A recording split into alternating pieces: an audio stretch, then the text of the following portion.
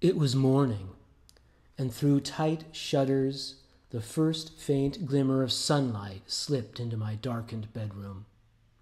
At that hour when sleep, it seems, weighs next to nothing, lays barely a shadow along one's eyes, I saw at my bedside, staring down, the girl who first taught me what love is and then left me grieving.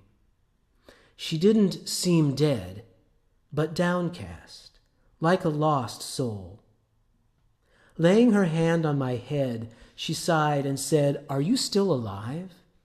Do you remember me at all?"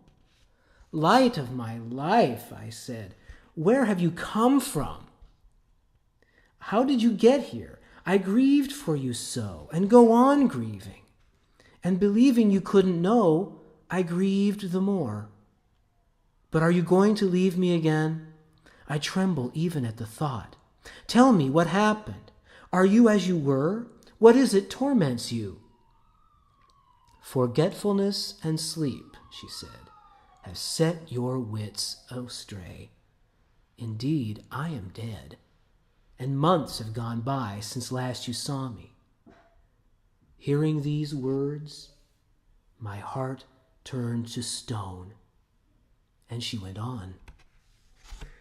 "I died early, when life is sweet, before one knows all human hope is vain. It doesn't take long for mortal misery to learn to call upon death itself as its sovereign cure. But there can be no consolation when children die, and nothing could know a crueler fate than that hope buried in an early grave. It isn't any good for the innocent young to see into nature's hidden secrets, and random suffering cancels all such raw, unripened knowledge." "Hush," I said. "My poor dear, hush. These words of yours are breaking my heart. So you're dead, my darling, and I'm alive. Was it heaven's will that your warm, cherished flesh should feel the sweat of death while my worthless bones remained unscathed? How often when I thought of you dead and thought I'd never see you again in the world, I couldn't believe it. But alas, what is this thing called death? It seems, if ever, I should be able this day to say for sure, and so guard this helpless self against heartless stars. I'm yet young, but my youth is a withering just like age, which I'm afraid of, far off as it is.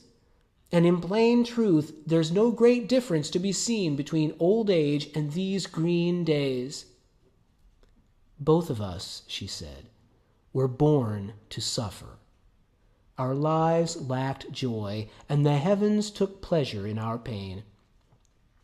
"If ever I wept," I said, "or grew pale at your going, and if I bear this weight of woe in my heart, then tell me, did even the smallest spark of love or pity ever touch your breast for your wretched lover? I, night and day, had to dangle between hope and despair, and doubt still plagues me. If, just once, you felt the slightest pang for this misbegotten life of mine, I beg you not hide it from me, since that memory could be some comfort now our future's been wiped away." At this she said, "Be comforted, unhappy man. I was not without pity while I lived, nor am I now. I also was unhappy. Don't grieve for this woe-begone girl." Then I cried out, "By our crossed fortunes and the love that destroys me, in the dear name of youth and the dead hope of the days we shared, let me, my love, let me touch your hand." And she, with a gesture both gentle and sad, gave me her hand.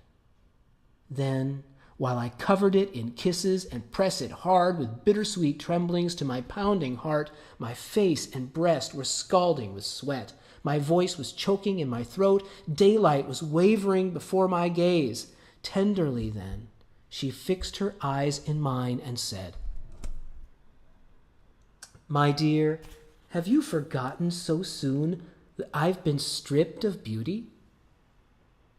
Poor thing, you shiver and burn with love in vain. Now, one final time, farewell. Our bodies and our wretched minds are severed forever. You cannot live for me now, nor evermore. Fate has broken already those vows you made. At this, wanting to shriek aloud in pain and shuddering from head to foot, my eyes swollen with hopeless tears, I wrenched myself from sleep.